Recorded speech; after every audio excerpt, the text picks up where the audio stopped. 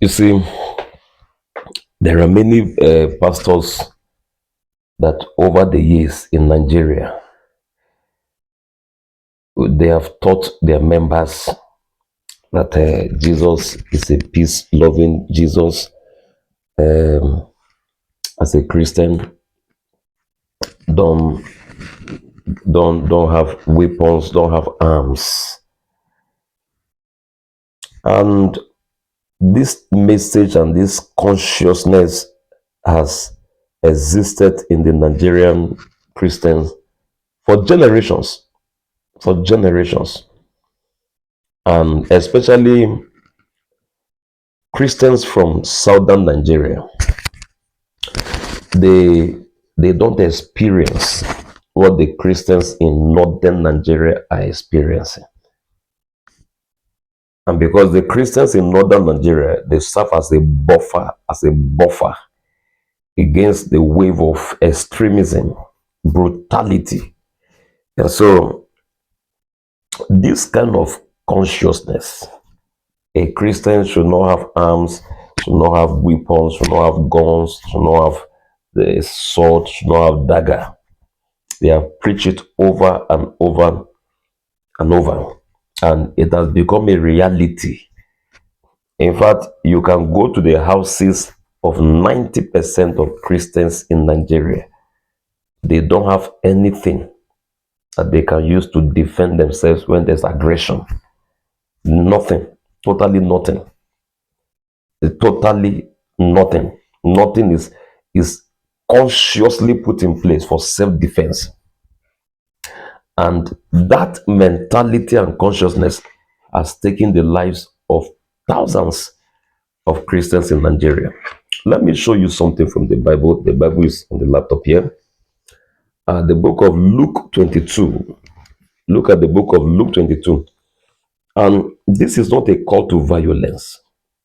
You see, a man can have arms at home and decide not to use it unlawfully. And a man can lawfully acquire arms, because every country on earth gives room for self-defense. No country that does not have provision for self-defense, defense of your property, defense of your lives and families. No country. Jesus said to his disciples that a time will come that people will kill you, and they will think that they are working for God, that God will reward them for killing you. A time will come, and the time has come. But Jesus in Luke 22 went ahead and said, okay, let us look at verse 36. He said,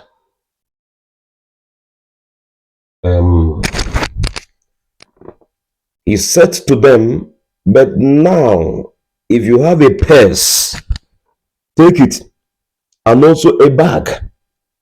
That is verse 36. And if you don't have a sword,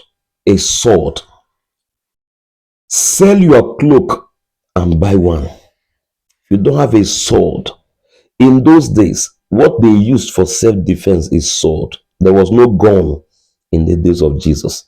There was no double barrel gun. There was no, provisions for people to buy. There was no gun. Gun was not available. So the only means of self-defense that time is the sword. He said, if you don't have a sword, sell your clothes, sell your personal belonging and buy one. Buy one. He said, it is written, and he was numbered with the transgressors. And I tell you that this must be fulfilled in me. Yes, what is written about me is reaching its fulfillment. And the disciples said, see, Lord, here are two swords. Don't forget, when they came to touch Jesus, somebody pulled out that sword and began to fight. Jesus himself was moving. He did not carry arm, but his disciples were armed. His disciples were armed for self-defense. Did you see Peter in the Bible going to attack anybody with a sword? No. Did Jesus tell him don't carry sword? No. He was already armed before the day of the attack. He was armed.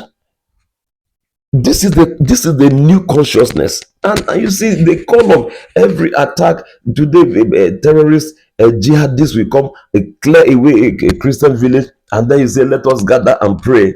Please, that call to prayer is outdated. Why is Israel not calling it people to fight when HEZBOLLAH, when Hamas attack them? You don't call to prayer when terrorists are attacking you. You call to arms. As Nigerian pastors, begin to teach your members how to acquire arms legally in Nigeria. Please, legally. Go and study the provisions of the law. How can somebody acquire weapons in Nigeria legally through the police? Go apply, acquire. Churches go acquire these things. Recently, jihadists enter a church in Kwara State, kill people in the church. There was a live camera. Captured everything. Had they been, we don't have that footage. People will come out and deny. You can see the identity of the people that carry out that mayhem. And at the end of everything, Nigerian church will say, "Let us go and pray more. Let us go and pray more." You don't call for prayer in the face of armed aggression. You don't do that. You are selling your people out. You are selling the church out. In a time like this, what is required of the church is to wake up and arm itself legally. Please, legally. There are provisions in the constitution for a person to acquire weapons in Nigeria legally from the police for self-defense. There are. And I know that there are places that they sell weapons in Nigeria legally. I am going to research these things and put the information available. And listen to me. This message is not only for Christians, because there are also moderate Muslims that are being killed in the north, being killed in the north central, being killed in Nigeria. There are, in fact, the whole country there's no security. And when a government is elected, its primary reason is to protect life and property of the people. And if the government fails to achieve this singular purpose of being elected, then the government has to step aside and allow the people to arm themselves legally and defend themselves. So it is not called to prayer again. The call to prayer, it is, in fact, I believe that God has answered that prayer. Learn the Israeli model. In the face of terrorist aggression, you don't just resort to only prayer. You resort to arm yourself, but legally. There is a poem I read in those days in school, and it's written by Claude McKay. He said, "If we must die, let us not die like chickens, like dogs tied to the stake. If possible, arm yourself, communities, organize. Go to the government and ask, what does it take to arm our people?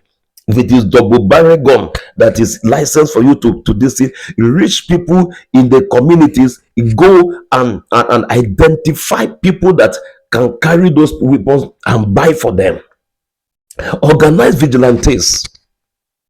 Organize them. And what does it take for the vigilante to arm itself legally, to be registered legally? Begin to think of registering yourself legally to confront these people.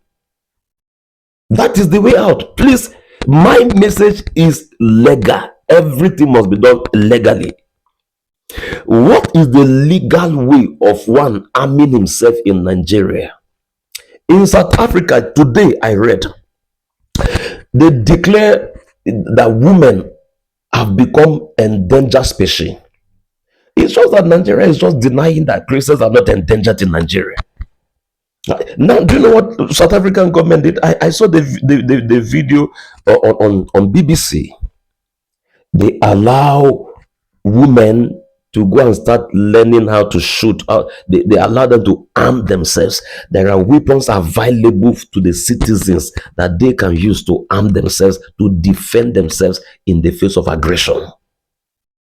So when the police is failing, the military is failing, security architecture and structures are failing in a country, why should there not be a legislation to allow people to arm themselves and defend their communities, defend their territories? But I learned that in some places, before attacks will happen, police and soldiers will come and tell the people to bring their arms, that there is peace. And when people submit their arms, the next time Fulani herdsmen and others will enter the villages and start attacking them.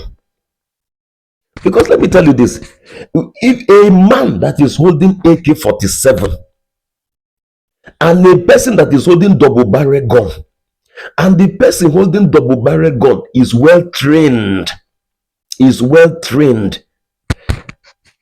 he can take down a man holding AK-49.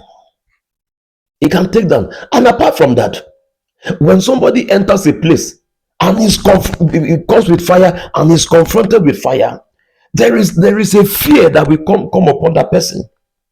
I saw recently in the news that some communities or some youth in Kogi State gathered in lay siege, ambushed bandits in their hideout and took them out. These are things we are talking about. How can it be that they kidnap 220 something students in Niger State and there is no intelligence, no tracking of their movement? Nobody has seen the movement of these people. Nobody, nothing. How have it degenerated to this extent that communities are devastated, are destroyed, and the security will come after the devastation and say the president will say he's depressed? The only way out of presidential depression in Nigeria is to legislate, and to, in fact, the government should begin to think of, we have is it Dicon that manufactures guns? Begin to think of how to manufacture guns that can be tracked within Nigeria and then licensed to people. Let them carry arms, let them be armed. When people are armed, this madness will stop. Do you know why? Because when guns are in the hands of good people, the bad ones are, they are no more than the good people. What is the number of the terrorists and bandits in Nigeria? If you want to classify their number, are they more than Nigerians? Are they more than 1 million? The people carrying arms in the bushes of Nigeria today, are they more than number of Nigerians? And you say that Nigerians should not carry arms, and you are not there to protect them. So please, Jesus did not say Christians should not carry arms. But my message is this: the arms must be legal. Don't go to black market and buy arms, and the government catch you with it. You're on your own.